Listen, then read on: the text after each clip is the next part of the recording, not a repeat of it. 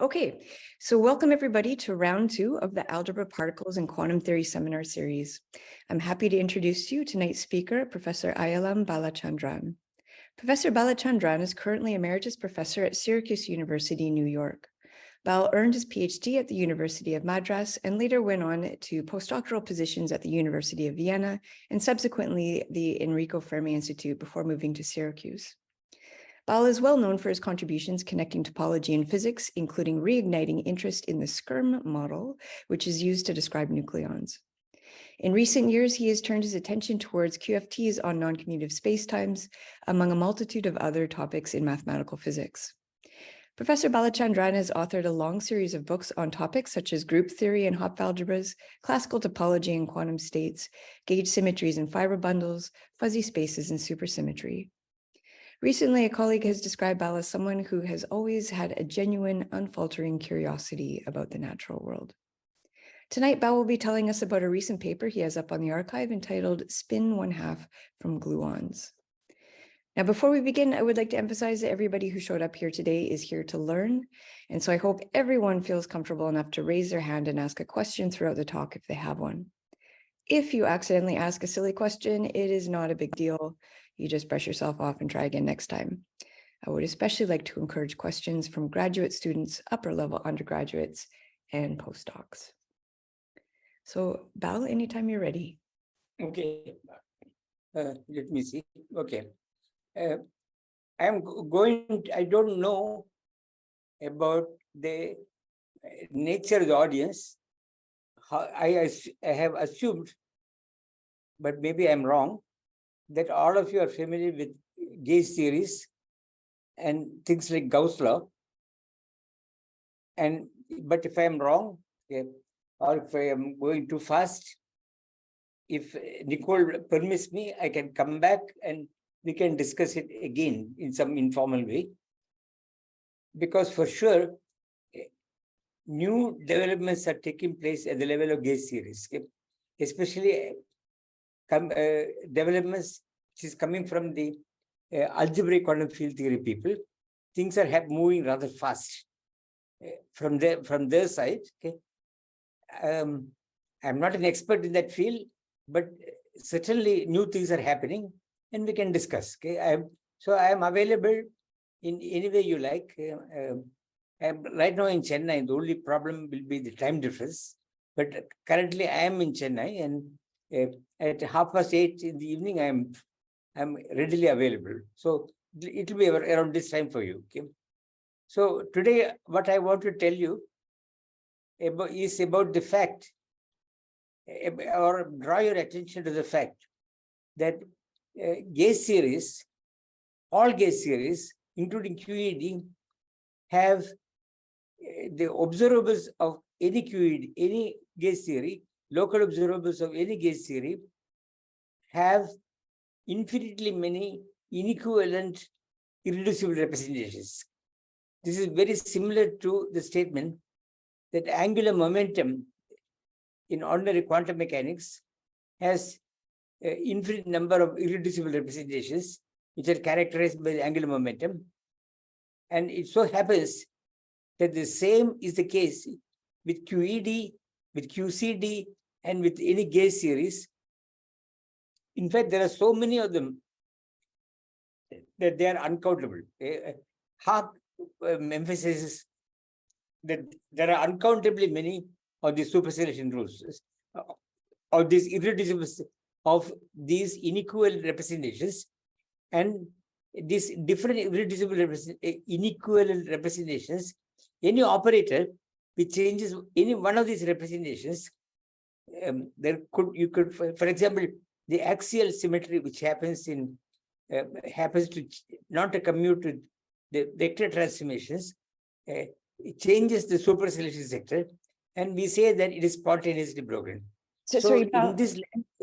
Can you? I'm assuming that there's going to be slides that are going to be corresponding to the words that you're saying. So can you tell me when you want me to change? I will tell you when I want to change. Okay. I see. Okay. So the slide. Can you see the slide right now? No. These are just preliminary statements. I so see. that the students can get familiar with what I am going to say. Okay? Oh, okay. So you want the title page still? Just keep it there. I'll come to Okay. the screen in a minute. Okay? I'll tell you. So Okay. I just want people to be comfortable. Okay, very good. So the phenomenon we are discussing is a phenomenon with which many of you are already familiar. For example, angular momentum in say quantum mechanics, okay, has an infinite number of irreducible representations. And the statement is that the same thing happens in quantum field theory for gauge theories. There are infinitely many irreducible representations, and any operator which changes any one of them. For example, the axial transformations with which we will be concerned in this talk is an example which changes the vector, electric charge. It doesn't commute to the electric charge or U1 electric charge. And so we say it is spontaneously broken. So any operator which changes the superselection sector is what we call spontaneously broken. But in this language, it changes the superselection sector. So this is the topic I am going to talk about. And so let me start now on this first page, which Nichol is showing. So I remind you, let me start with QCD. So the focus of my attention will be in QCD and the theta vacua or QCD. Okay? As remarked on the top, you are familiar with the theta vacua. They came into provenance because of instantons in QCD, but it is also now quite phenomenologically, it is quite important. For example, for the eta prime, which is a dark matter candidate. Well, one of the dark matter candidates which Bilchik is proposing, I think it's called eta prime. The theta vacuum is quite important. Okay? So, in fact, the detection of eta prime involves this theta vacua. So, it's quite important in that context. Okay? So, we want to understand what is this theta vacuum, and there are issues which are not clarified in the existing literature. Okay? So, I want to address these issues and show you that some surprising things do happen when you start looking into it more closely. So, let me remind you of what is a conventional description of gauge transformations. Okay? So, I'm not going into 11 dimensions or anything like that. It is 3 plus 1 I'm dealing with. And the gauge group that normally one deals with will be maps from three-dimensional spatial slice, which is compactified. So we consider gauge transformations which are mapped, which associate to a point of this spatial slice with an element of the group, which I call SUN. And we also assume that these gauge transformations become identities at infinity. I will very soon remove this requirement, but let me assume for a moment to introduce you to how the theta vacuum comes, that it is the gauge transformations become identities at infinity. So because of this condition, we can take three-dimensional spatial slice and compactify it into a three-sphere. Okay? So the gauge transformations are now maps of three-sphere into the group SUN. Okay? Now, it is known for a long time that these sector maps have winding number transformations with various winding numbers because of the fact that the third homotopy group of SUN is the set of integers, which means that I'll write down examples of functions on S3 with values in SUN, okay, which are winding number 1. So they will cover the map from S3 to SUN will have so SU2, say, for example, take n equal to 2, S3 to SU2 there is a map which will cover this SU2 exactly once, which has winding number 1. Then nth power of this mapping will cover this SU2 n times. So these are the winding numbers of these transformations. This is the statement that the third homotopy group of SUN is a set of integers. Okay? Now, when the theta vacuum were first introduced, we are doing quantum theory, so we need an operator UG, okay, which implements this transformation. Okay, so there is some transformation operator UG corresponding to the G. Okay, it has winding number 1, and the original papers. Okay, in fact, the original paper of the 4 people from Leningrad at that time, UG, okay, has a property that acting on the theta vacuum, so UG can be diagonalized, but the diagonal values of UG is the phase exponential I theta, which is easy to show, and there is a state exponential I theta where UG is equal to acting with UG, you get exponential I theta. Okay, so this UG is a binding number, the binding number 1 transformation. Acting on the theta vacuum, it has eigenvalue exponential I theta. So this is the original formulation, and it is written in terms of instantons and functional integrals. But this is what happens if you do quantum mechanics, where if you do fixed time quantum field theory, not functional integrals. This is the operator realization of what they were saying. But in any case, whether they did the calculation or we do it, there are 2 issues we have to settle. First is, we want to know what is this exponential I theta. Okay? How do I write it in terms of the Fock vacuum of QCD, for example, which you can find by some gate fixing activity. What is this exponential I theta, the state, in terms of known things? So how do I act on this exponential I theta? It operates as a theory. And we also want to know what is this operator UG. Okay? So these are the 2 issues I will settle. Okay? The first statement here, the item 1 is fairly easy to understand, but item 2 has surprising features. Okay? And I'll tell you what that is. Okay? Now, if there are questions, please ask. Actually, so I do have a quick question. So can you tell us a bit about how robust the assumption is that that we can describe the like how I guess robust of an assumption it is that we can consider the space to be describable by S3? Like what happens if you have some sort of a funny space or something with a black hole in it or something? Like would this ruin would you still be able to carry through with what you're going to do next? Okay, so let me not, I'll come to black hole in a minute, but if you, there is an assumption here, which we will remove in a minute, that I'm assuming that all gauge transformations go to identities at infinity. Okay? What is the physical basis of this? Now, we will remove this assumption in a minute. Okay? I will remove it. Then you get a much larger set of transformations where the elements G do not go to constants at infinity, and they are relevant. And it turns out that they are the analogues of in gravity, what Abhay Ashtekar and I think Abhay Ashtekar and Narayan did long ago, what they called a spatial infinity group, a SPI group. Okay? They had a SPI group, spatial infinity group, and it will turn out that there's an analog of that in gauge series, and that is what we will end up with. So that is statement number 1. Okay? Statement number 2 is Nichol's question about black holes. Okay? So if you have a black hole, you put a black hole, the natural thing to do is to imagine that the horizon is a boundary, very much like infinity here is playing the role of a boundary. So the horizon is playing the role of a boundary for black holes.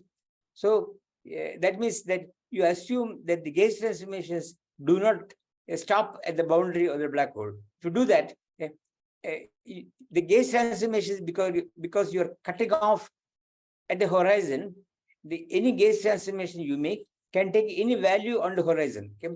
So you will enlarge the set of gauge transformations which are non-trivial at infinity, spatial infinity, and also at the horizon. Okay?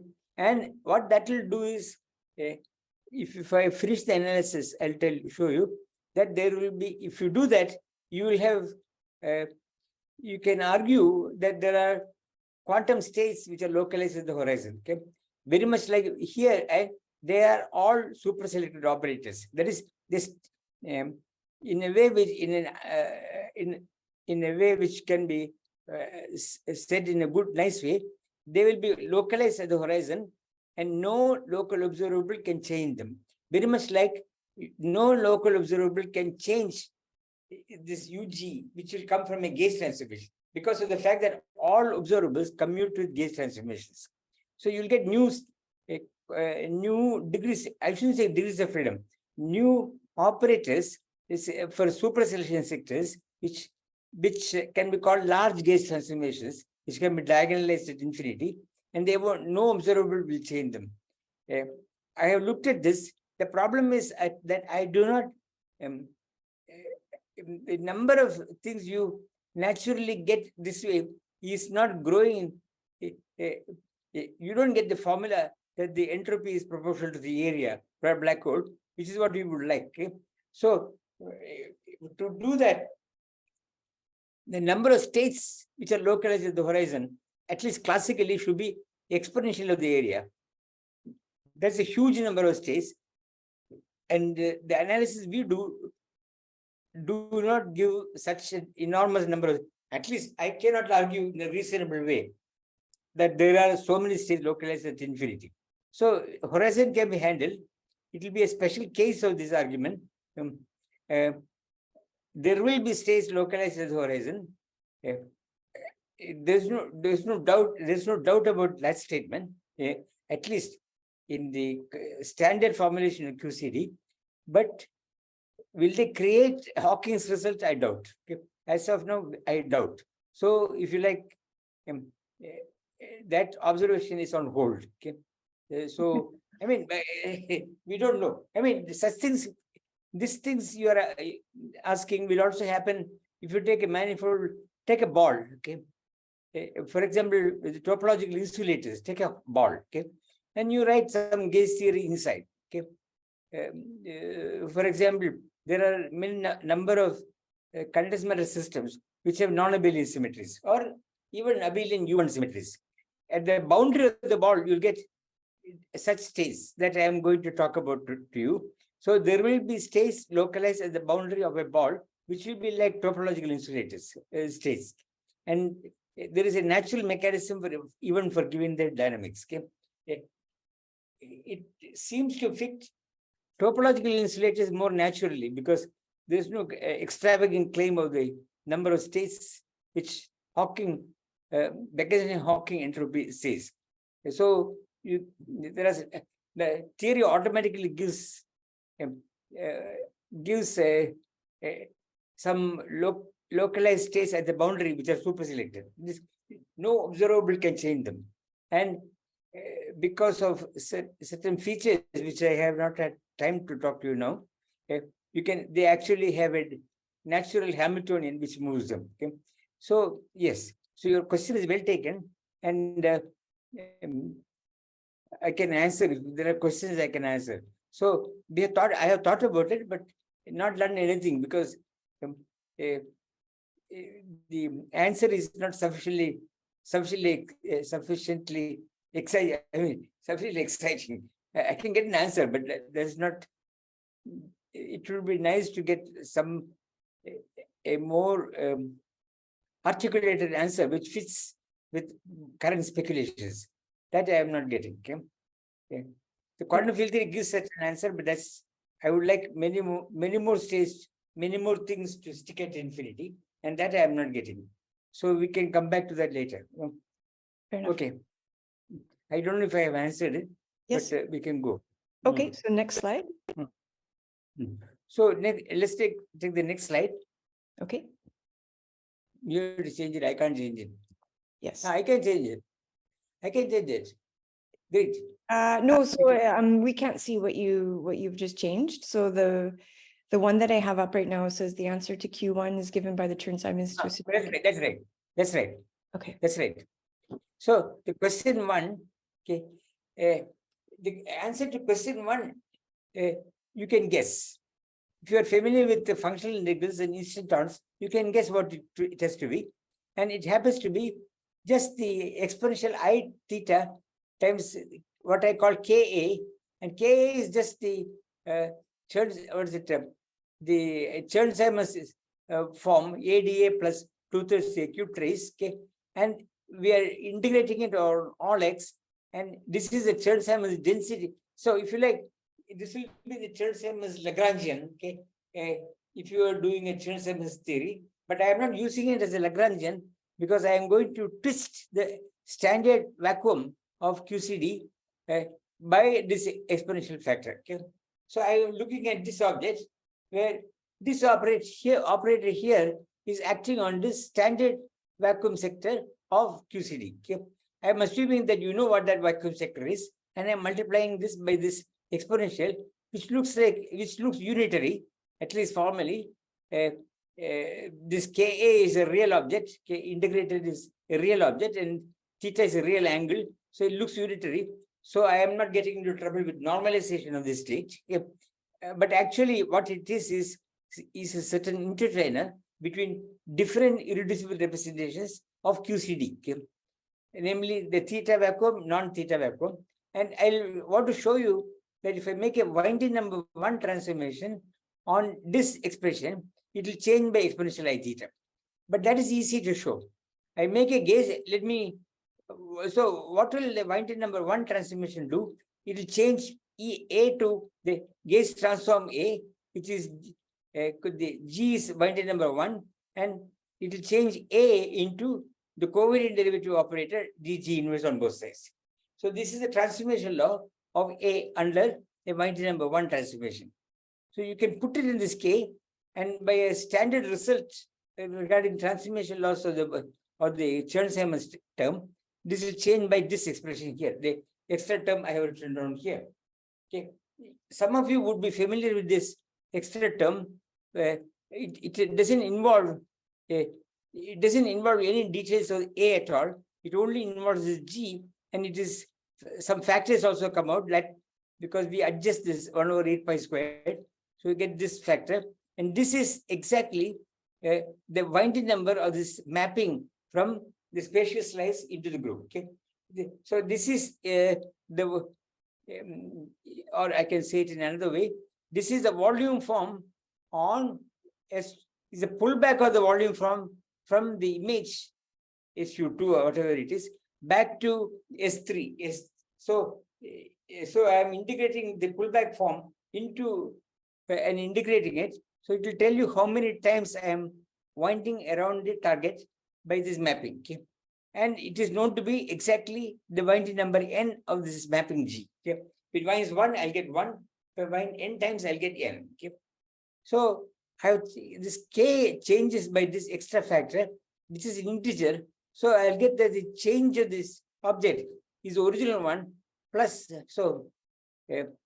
plus this winding number. So if you go back here, the eigenvalue I get will be exponential I n theta for a winding number n transformation.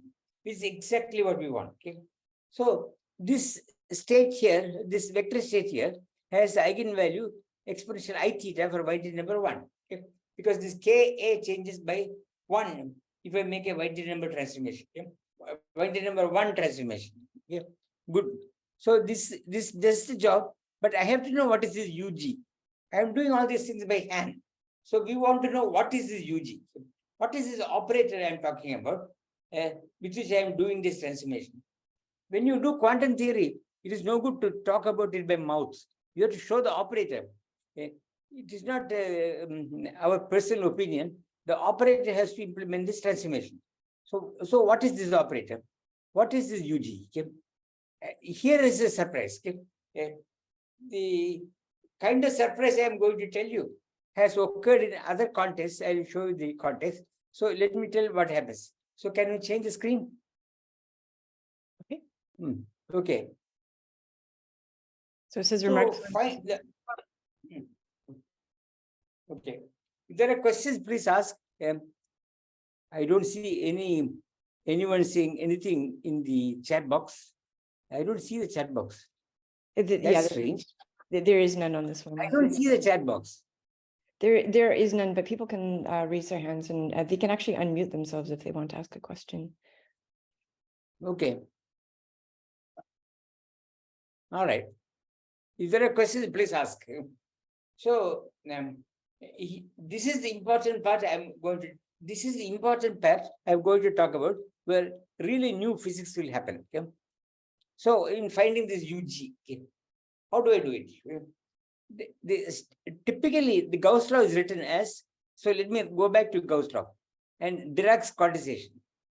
Typically, it is written like this. You take the electric field, is a conjugate field to the connection AI, and you write the covariant derivative of E, so covariant divergence of E, plus the charge density, J0, and we say that the Gauss law is this equation vanishing, so on a quantum state, this should vanish. So this operator acting on the vacuum on the allowed quantum states should be 0. So this is how Dirac will implement this Gauss law. And in the standard method of quantization, this is what they call a first class constraint. Okay, so it will commute with all the constraints, with all the observables, and it is eliminated either by gate fixing procedure or by using second class, what is it called, star brackets of Dirac. You can eliminate it. But there is a problem. Okay? And this is the problem which I want to address. Namely, this operator E is it's not an operator. It's not even a function. It is an operator. It's a distribution which is operator valued. Okay? So this equation here, divergence of E, doesn't make real sense, because when you start taking divergences of distributions, you have to rewrite it in terms of test functions, which you differentiate. Okay? So you transfer this, to interpret this equation, you have to multiply it by some test function and integrate it and do this, put this D. So if you're a class, imagine that E is a classical field, transfer this divergence to the test function, then go back to the operator formulation. Okay. So this is how this is what normally is one should do. Okay. So to interpret this equation, so what do I do? I take a Lie algebra valued test function chi. Okay. So chi is a Lie algebra valued. So it's a for each x, it can be written in terms of the generators of the group SUN. Lambda alpha is what is normally called, and each coefficients. So each x. So it will be something like lambda alpha of x times chi alpha of x times lambda alpha being generators and chi alpha functions.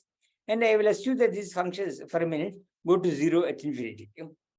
So I take this test, these are classical functions, and I take this function by hand and I rewrite this equation in the following form. I write it, instead of writing divergence of E, I write covariant divergence of this test function chi times E with a minus sign plus chi times J0, which I'll call Q of psi acting on the vacuum is 0. Okay.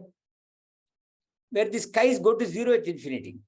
Classically, this equation is the same as the original Gauss law, because chi's go to 0 at infinity. So I can do a partial integration, then I get back this equation. Okay. And J0 is a standard charge density. So I prefer to write this equation in this way. Okay. There is a good reason, because very quickly we will generalize this chi. So I want to write, because of the fact distribution nature of E, I will write this equation in this way. I don't know if I am clear on this. This is going to be important. Okay. So now, having given this, one notices the following fact, that, by the way, this trick of writing things, differentiating like this, is routinely used. If you have solved, say, Laplace equation on a manifold with the boundary, okay? And if you have ever had the bad luck to read Sobolev and elliptic operators in Sobolev theory, you see that Sobolev transfers, there are things he calls as weak solutions, and he transfers the derivatives operating on the solutions to test functions of an appropriate nature, some Sobolev spaces. Okay? So this trick of putting the derivative operators like del on test functions is something that comes already from people dealing with distributions in a slightly different context. For example, in the treatment of the Laplace equation in in ordinary electrodynamics, okay, classical electrodynamics, on a manifold with a boundary, for example. Okay. So this is what I have done here. Now I want to say that once I have this equation, I can imagine extending this equation to test functions which do not vanish at infinity. Okay. Then it's not true that this, if I take this larger class of test functions, this operator need not vanish on the vacuum. So go back to this. If I were, for example, doing electric QED U1 and all the chi's vanish at infinity, there's only one chi in QED, I will find the standard Gauss law. But if chi goes to a constant, suppose chi were a constant globally, also at infinity, this will be what we would call as charge. Okay? Because chi, suppose chi is equal to 1, you will find that last term is just integral of d cubed x, and chi were 1, this first term will vanish. Okay? Or I can take any chi which goes to a constant at infinity and put it here also. Then you will find that up to small gauge transformations, it is exactly the electric charge. Okay? So if you want to write electric charge without writing things at boundary E dot ds at infinity, which as an operator doesn't make much sense, you have to use test functions and write like this. Okay? So this kind of equation is important if you want to discuss what people call large gauge transformations. So let me go back here. If the chi's here vanish at infinity, these q chi generate what are being called as small gauge transformations, and they vanish on the quantum states. Okay? Whereas you go back. Sorry, so I think what you're seeing on your screen and what I'm showing on my screen are two different things. So which slide would you, I need you to tell me which slide you want me to put it up on. This is the thing where last line is where J0 is a color charge density. Okay, so can you tell me the type, like the top of the slide, which one do you want me to be showing right now? For finding UG, we turn to Gauss law is the top. No, this is this next slide. This is a slide I am looking at now. Okay, so that's fine. Okay, so right now I've got the one that says remarks on Gauss's law. Is that what you see right now? Yes. Okay. Remarks on Gauss law at the top. Remarks on Gauss law at the top. Okay, good. Okay, so this is the one I want. Sorry. So I want to spend a couple of minutes explaining this. So what you got here is, let me go. Why is this? So in the literature, for example, in the many papers that Andy Strominger has been writing, when you write this Q of chi, and I say chi vanishes at infinity, what he calls this Q as generating small gauge transformations. And their property is that they vanish on the quantum states and all observables commute with it. Okay? When chi does not vanish at infinity, okay, then it is this operator need no longer be zero, because it is not, you can't do partial integration and get back Gauss law, because you'll get a surface term if you try doing that. So when chi does not vanish at infinity, what you're getting, what is called Q chi, is what he calls large gauge transformations, and what we called as transformations generated in the sky group. Okay, so when chi does not vanish at infinity, you get transformations which Sachin, Vaidya, and I called as sky group. Okay, and they need not vanish on the quantum states. So what you got here, so for a mathematically minded person, is a quotient. It's you got all gauge. So gauge transformations are all maps in this language from let us say not S3, R3 to infinity, R3 to the group. Okay, they're quite large, but the transformations in these maps, which consisting of gauge transformations becoming identities at infinity, are quotiented out. Okay, so the quotienting procedure intuitively leaves transformations at infinity, and which is what is called large gauge transformations. And you can think of it as generating stuff living at infinity, but they're actually gauge artifacts, gauge things. And they will commute with all observables, and no observable, nothing, no experiment will change them. So they are stuck there. Okay? So they are the large gauge transformations, but they have physical consequences. Okay? You can diagonalize them in a particular irreducible representation, and depending on how you diagonalize them, the physics, the expectation values of operators will change. So what we are encountering here is this contrast between large and small gauge transformations. Okay. So next slide.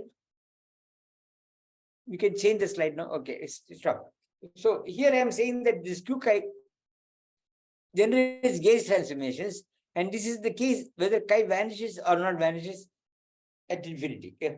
And what I am saying is that those gauge transformations for test functions which do not vanish at infinity are the large gauge transformations, and our interest is in trying to see how to create a winding number 1 transformation from these large gauge transformations, which will create the theta, which will create a winding number 1 transformation. What do I do for that? I have to choose a test function. So I choose this test function, which is the following object. I'm going to choose for chi h of x, which will be, let me do it in the case of SU3 or SU.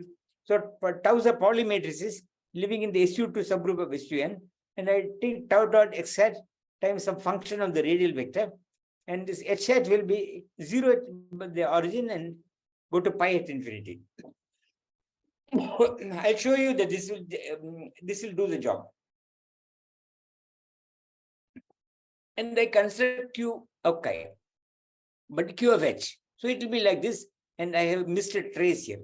There's a trace on the internal indices which I have missed here. This object here is not a Gauss law transformation. Why? Because this h here does not vanish at infinity. It becomes an angle-dependent thing at infinity. So this is not a Gauss law. Okay? Because if I try doing partial integration, I'll get stuff at infinity, and that's not part of the Gauss law at all.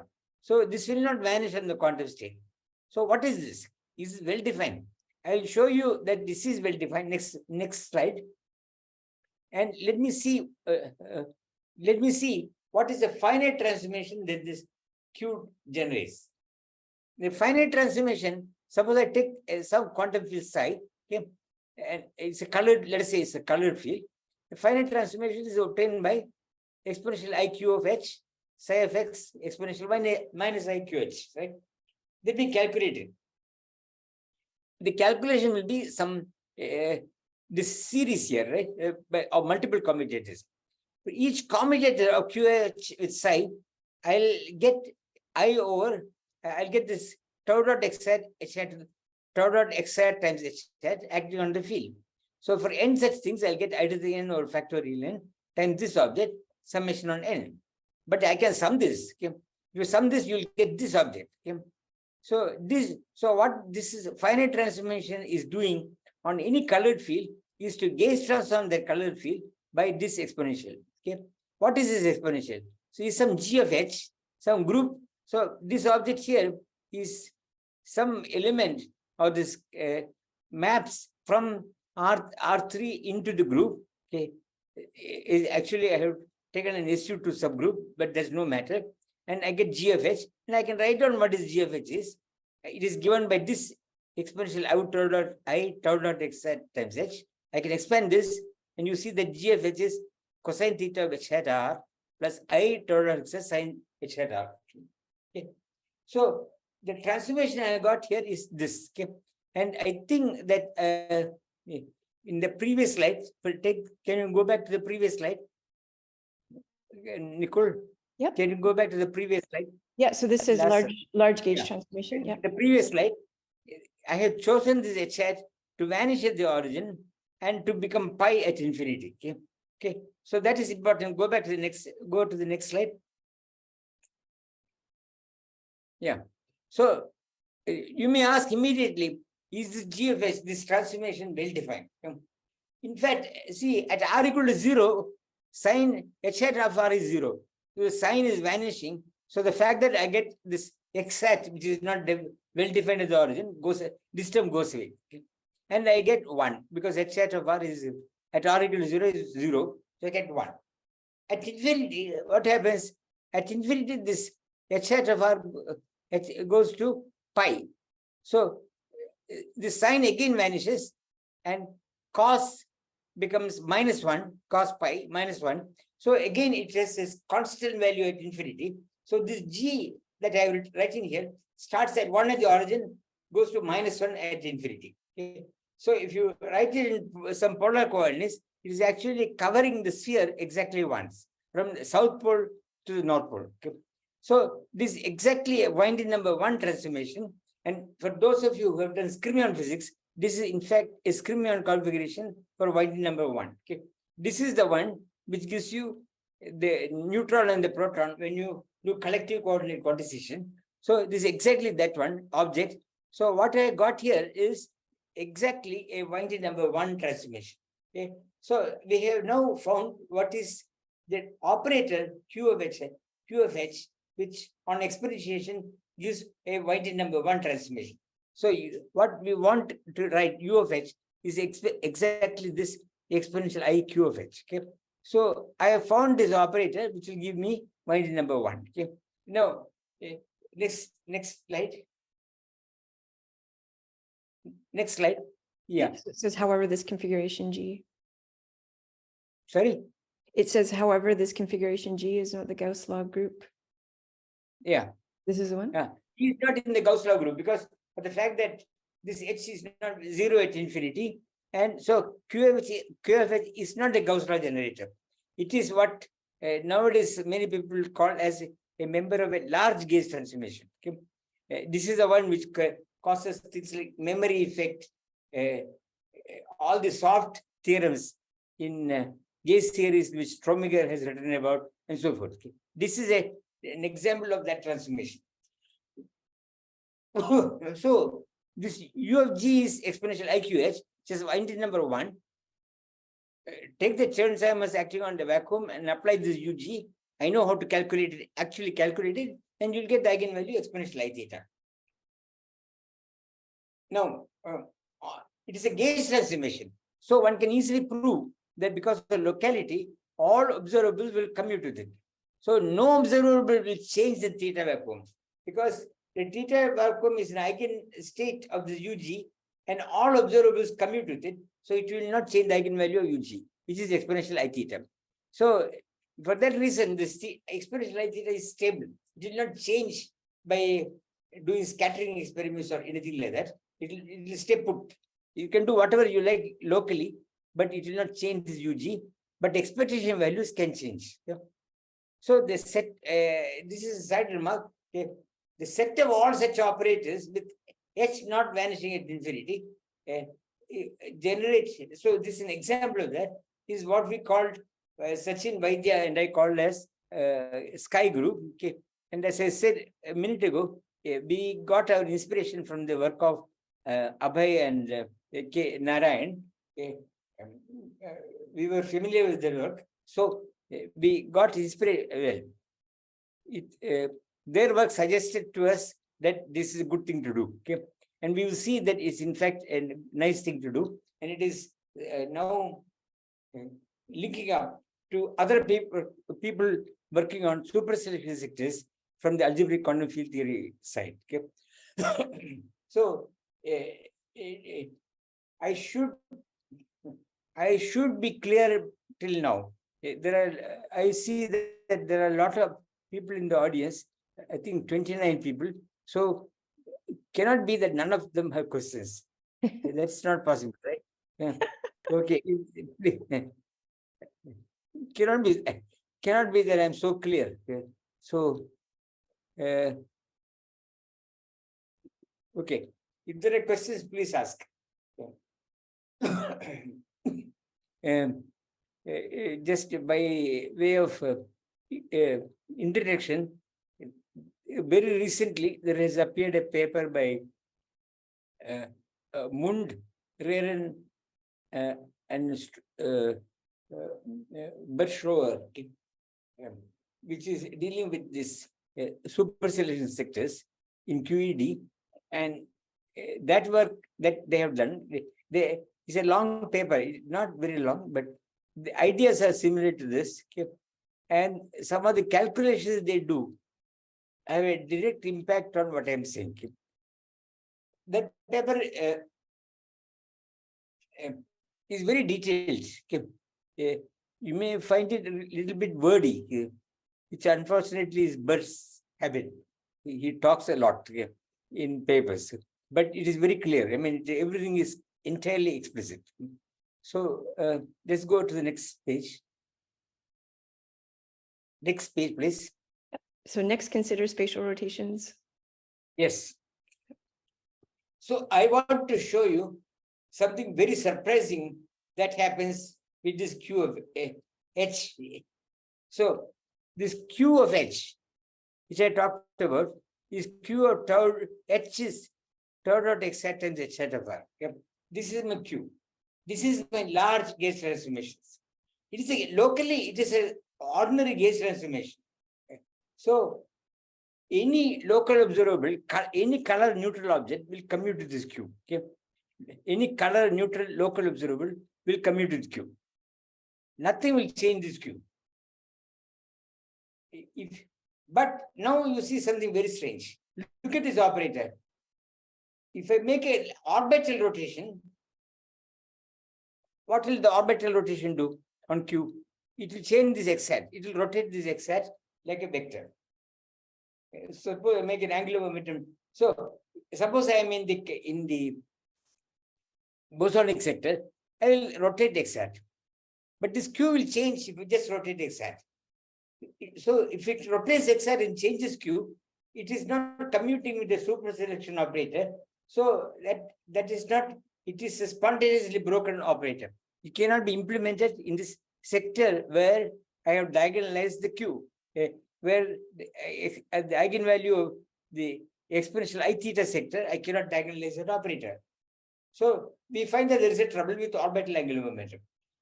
So what do? Well, suppose I rotate also tau. How do I rotate tau? What is the operator? There is a gauge transformation. So take a gauge transformation which is rigid in the SU2 subgroup of SUN, which I can take it as a representative as tau I over 2. This test function is the algebra valued. So I can take tau I over 2 times the constant function 1. This is constant all over the place. And this is a gauge transformation, which I have large gauge transformation. I have borrowed from the Gauss law. So this is a Gauss law operator for a large gauge transformation. So it is not vanishing on anything. And it is an example of a large gauge transformation which does a rotation of the taus. Yeah. So this is like a color rotation of tau. So I borrow that. And then add it to the orbital operator. The sum here will not change tau dot x hat because Li will rotate x hat and this one will rotate tau. So it will not change. Okay. This operator is certainly conserved, commutes with this Q. Okay. So this operator, which replaces the standard orbital angular momentum, which I will call Ji now, is okay in this theta sector. But that is very surprising because if I add this operator to Li, this Q has tau I over 2. It is rotated in tau. So it has spin half. So if I take a 2 pi rotation coming from this J, it will be -1 because of the Q here. So the global rotation, spatial rotation, which I can do in the theta sector has been changed by the addition of an extra term, which has spin half. That is very surprising. Okay. So let me go to the next page. Next page. Yeah. So, because I have changed the orbital angular momentum by a spin half operator, if I make exponential I 2 pi times this operator, I will surely get -1. Okay? So all the states in the theta sector will have, in the bosonic sector, will have spin a half integral. Okay? That is very surprising. I started from a purely bosonic state, but because of the winding number transformation I have added on, it has got an extra term in the orbit, in the angular momentum of the system, and that has completely changed the spin of the quantum state I am writing. Okay? So this is very surprising result. Okay? But this is not new. Okay? A similar result was found long ago by Friedman and Sorkin when they were doing gravity. So they were looking at standard gravity, Einstein gravity, and it's a paper which appeared in PRL with the title Spin-Half from Gravity. It's a very beautiful paper where they take the spatial slice and put, for example, if you take a two-dimensional spatial slice, you can imagine a spatial slice where you put handles, you attach tori. Okay? In 3 dimensions, there are similarly, you can attach various topological objects like RP3 or something more complicated objects. Okay? There is a whole lot of what they call prime manifolds, which you can attach to R3. And they wanted to do gravity with this kind of spatial slices. So what they wanted to write Einstein gravity on this kind of spatial slices. So they were looking at diffeomorphisms, and they found that there were large diffuse. So large diffuse are like my large gauge transformations, and they proved, it's a proof that there are large gauge diffuse which describe rotations in such a way that 2 pi rotation coming from these large diffuse is -1. Okay? So they proved that in a pure Einstein gravity sector, if you take this twisted manifolds, then 2 pi rotation can become -1. Okay? That was a remarkable discovery at that time. Similar results were discovered by Hasenfratz and Hooft and by Jackiw and Rebbi when they were discussing magnetic monopoles, okay? Non-abelian magnetic monopoles. And they again found, say, a third monopoles, but in the non-abelian sector. And they also found that they actually, a third paper, he actually computed the angular momentum in the canonical way. And he found that because the fields were not dying off enough fast at infinity, the angular momentum operator got an extra term, which was precisely the one which creates the spin-half. So this result was discovered already in that context. And in our book, well, when we were doing this fuzzy spaces, fuzzy spheres, okay, we found the same result, okay, which is described, for example, in the book we wrote with Sachin and Kurkcuoglu. There is a review of fuzzy physics. There we have analyzed what happens in the fuzzy sphere, okay, when you look at some projective modules, and you find this. So you can discuss magnetic monopoles in that context. Well, instead of in that context, we found exactly the same result. Okay, in that case also. So this is not really a new result, but it's happening in a new context. Okay. So I would say that this is indeed a surprising result, which will have consequences for the phenomenology of dark matter, for which this theta vacuum are important. Okay. So I want to draw your attention to this. So this is my major result. Hereafter, I will just make some. It's almost an hour. I can go on, but I think maybe I'll just make some vague remarks, and hopefully there will be questions, and people will challenge the kind of things. We do have Zurab, yeah. Seragati asked, raise a hand. Okay. Can you give more physical explanation how we spin one half APS, for example, using the concept of Dirac-C? No. No.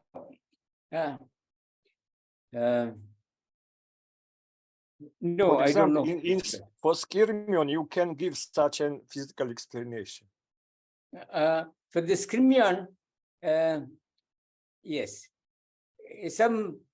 For the skyrmion, attempts were made to give this explanation by something rising from the sea and going, some spin half object rising from Dirac Sea and going to the positive sector. But here I do not know any such, explanation. Okay. It's a good question, but I don't know the answer. I wish I knew. I do not know. Okay. But it is we are sufficiently surprised by this result, and on and off I've been thinking how to apply it in phenomenology, how to do some calculations and show that the dark matter phenomenology is affected by this phenomenon. It will be, but I don't know how. I don't have a good idea of what to calculate. Okay, so the attention has been in that direction. Okay, and the other direction, which is related to your thing, is in this model, which is color. This is the color sector. No, I can imagine also introducing, say, U1 gauge field for electromagnetism, and twisting this theta state also by electromagnetism. Okay, then we know that there will be an anomaly, okay, in the axial current. Okay, so I also put a fermion. The fermion is already there in this J0, and somehow I should be able to calculate the axial anomaly and show that there is a pi 0 to 2 gamma. Okay, this is a very interesting problem, but again, I don't have a good control on how to do the calculation. I have proved that the index theory, the number of zero modes of the Dirac operators, do match here with the answer you get by doing the 4-dimensional calculation. Okay, so there are zero modes which come in this sector, which are exactly this. They are coming as massless magnetic monopole solutions, and the number and helicity are correctly the same as what happens in the instanton configurations. But from there, I should be able to calculate the anomaly, but I have not figured it out how to do it. So it's a good question. Maybe you will find a solution. I don't know. Okay. Further questions? Do you have any preliminary expectations for what you might find experimentally?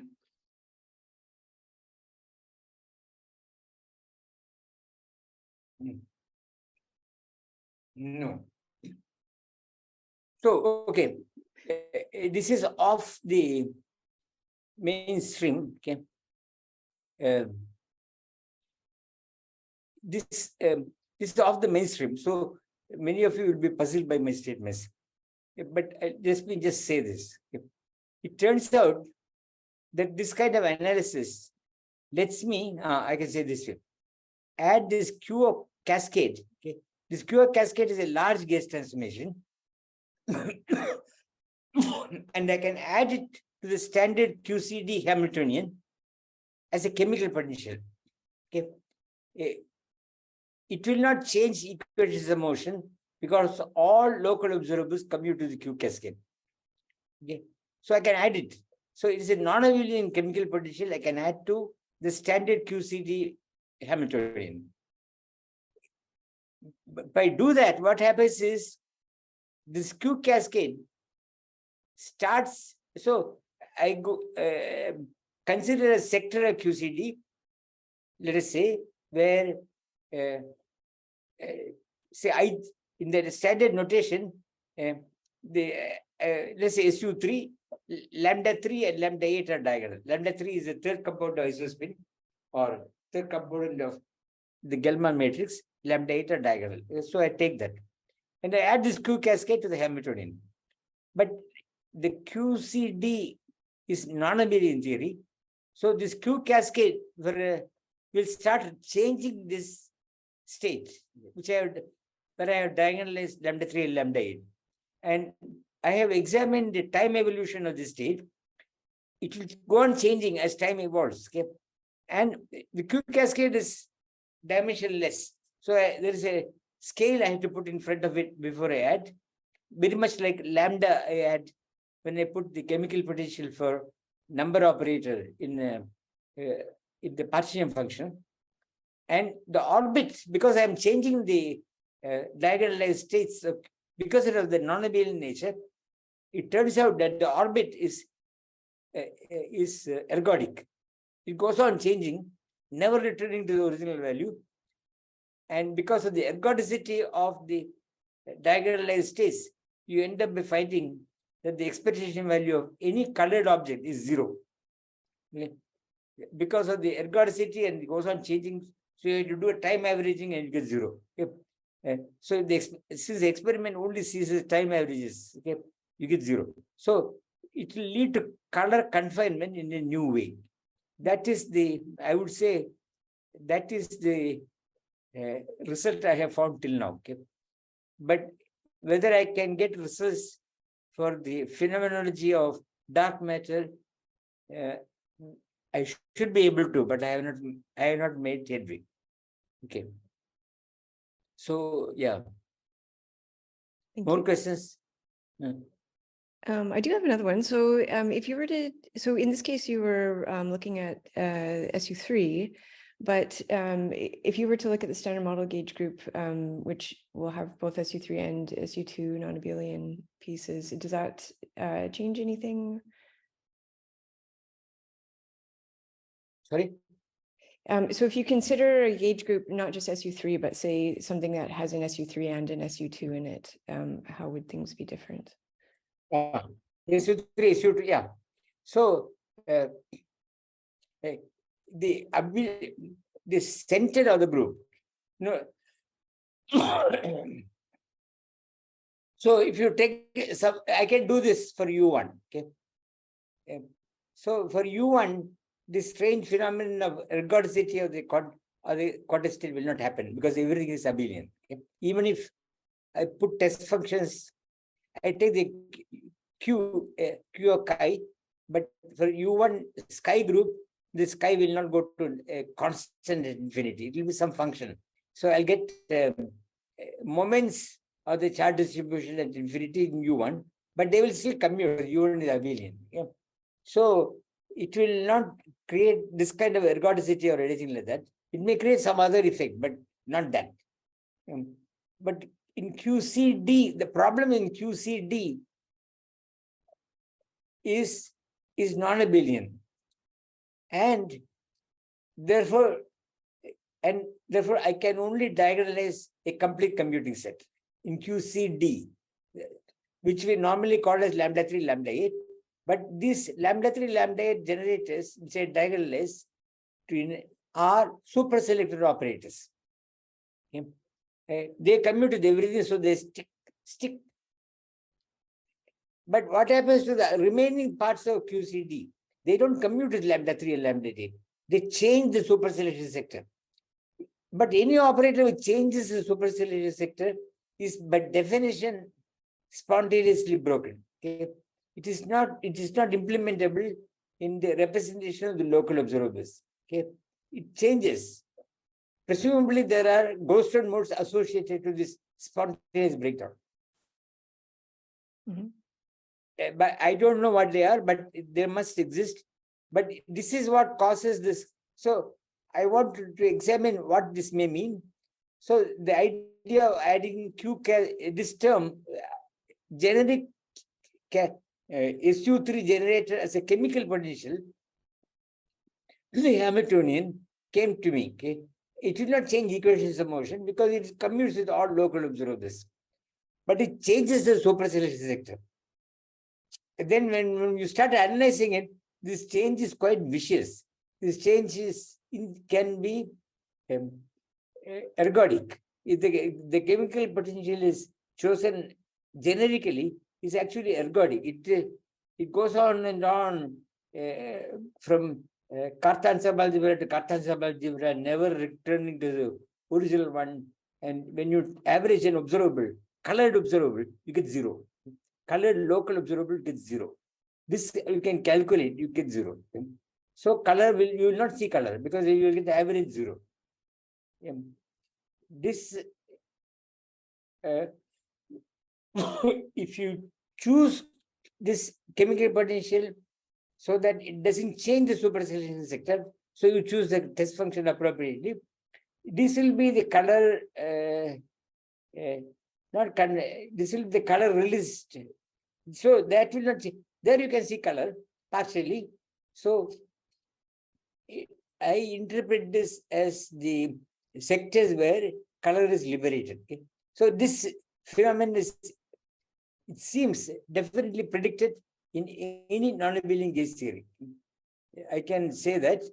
So it should be possible to make phase diagrams for various chemical potentials, like they do in other calculations, and it may be accessible in things like quark-gluon plasma or very high energy collisions. This I do not know. So I would say these are open questions. Okay, there are too many things which are happening rather rapidly, not only with me but also with this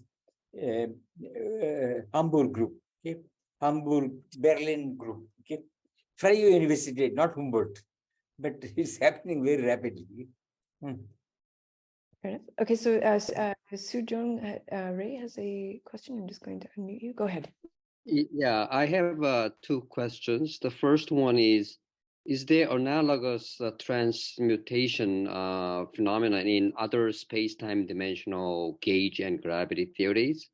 And the second question is, instead of the spatial slice, equal time slice, if you take light-like slice, then how do you see all this phenomenon of transmutation into a spin? Because, I mean, first of all, I do not know how to write down the theta vacuum in that case. And second of all, the relevant little group might be different, right?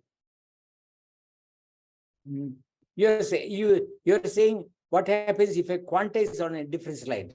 That's right. It is especially like, yeah, null plane, right? No. So I can do all this. Okay. You see, the point is I am only using the Gauss law. In the calculations I am doing, I am not using canonical commutation relations, but I am only using the Gauss law. Okay. All these arguments only rely on the Gauss law. Okay. Now one can prove that whatever time slide, so in any slide, so I can do the following.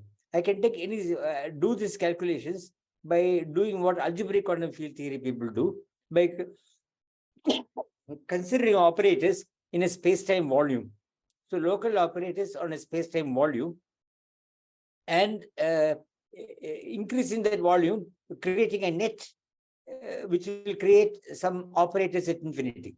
So they can be defined intrinsically without any choice of a slice.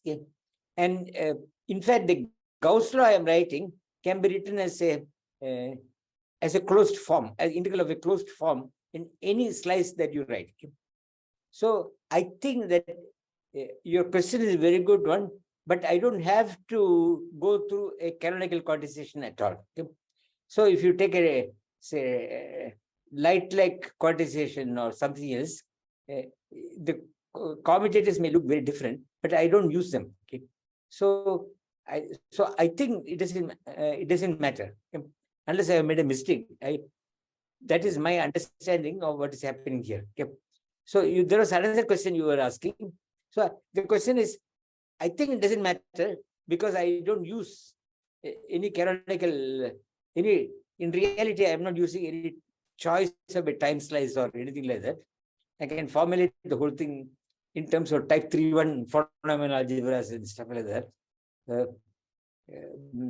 But the first question you were asking, there was another one you were asking. Yeah. But so do you have analogous transmutation of color charge to spin in 2 dimensions or 6 dimensions and higher dimensions?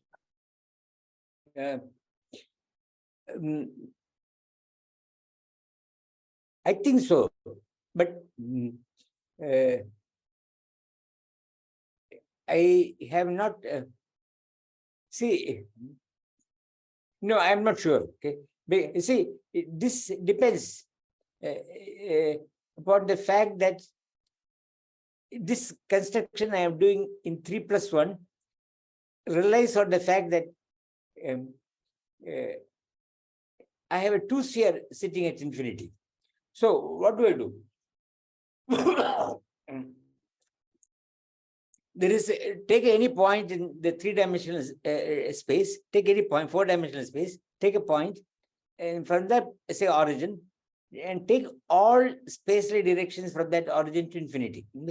So you have a this line that is going to infinity, they're all space-like, and what you get is a Rindler wedge. Okay, in that case, and what is what the times the S2 I was writing is the cut in this Rindler wedge across. Okay, so you take the Rindler wedge, look at what happens if I cut it at some height, okay, of the Rindler wedge.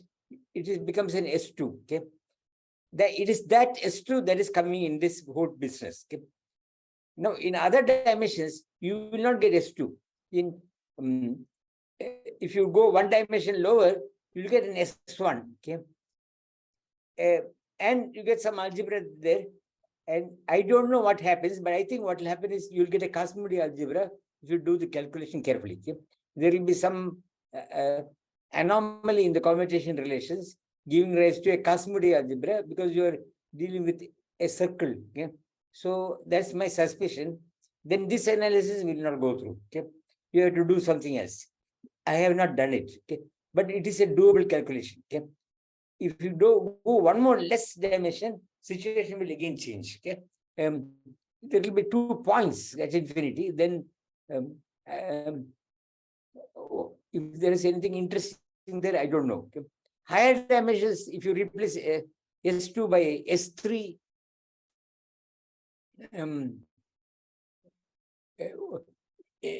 what will happen to or S4? What happens? I don't know the answer. Okay, one has to check. It cannot be too difficult to check, but one has to check carefully. I think the analysis can be done along the similar lines, but I have not done it. Am I clear on what I'm saying? Hello? Oh, yeah, I think Can you hear me? I just unmuted. Okay. Okay, No, I will. Okay. do we have any quickly more questions? Okay. Let me finish by saying what happened. So I changed the angular momentum. So you may ask, what happens to Lorentz transformations? Well, you can change, you have to change the boost. I mean, if you change the angular momentum, you have to change the boost. So the standard boost had to be augmented by some term which comes again from gauge transformations. The gauge transformations have such a term, but you have to complexify the gauge transformations, and this will be the half-zero representation of the SL2C. So it will be Q of I over 2 tau I times 1.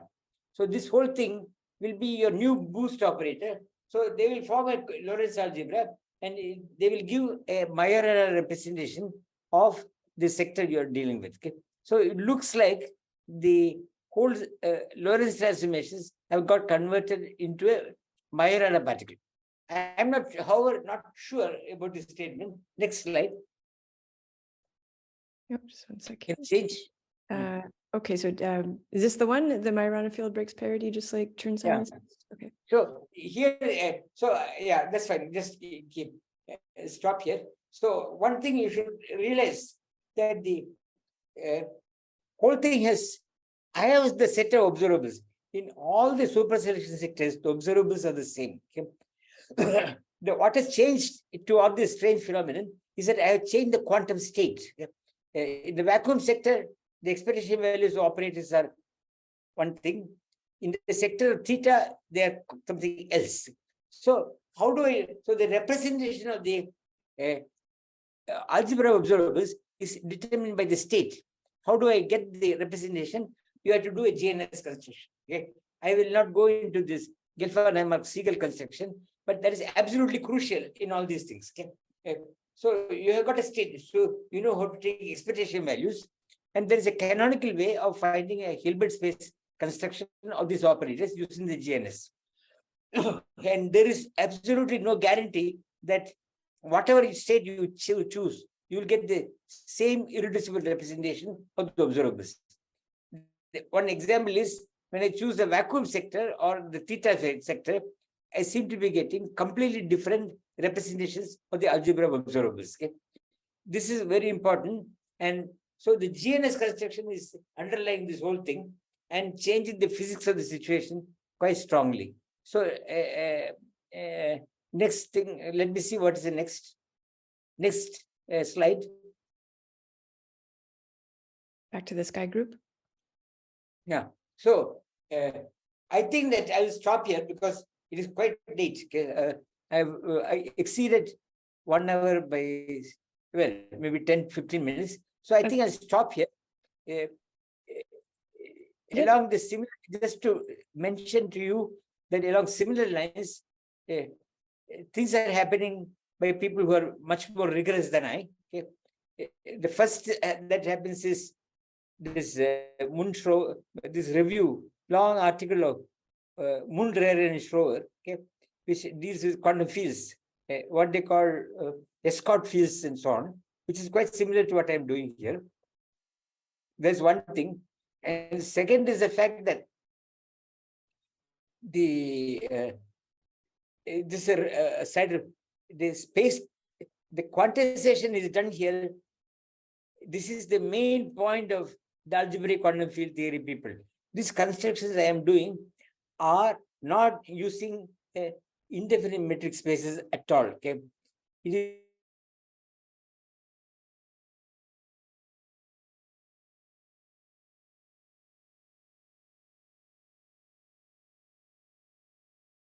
I think we might have lost the internet connection there.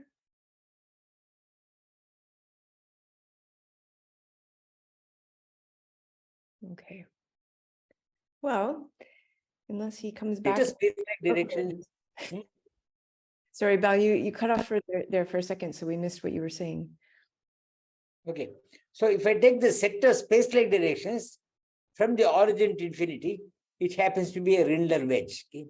Now, the algebra in the Rindler wedge, in particular, if I restrict it to some particular height in the Rindler wedge, so you take an accelerating particle, so you look at the orbit of an accelerating particle, that happens to be a d-theta space.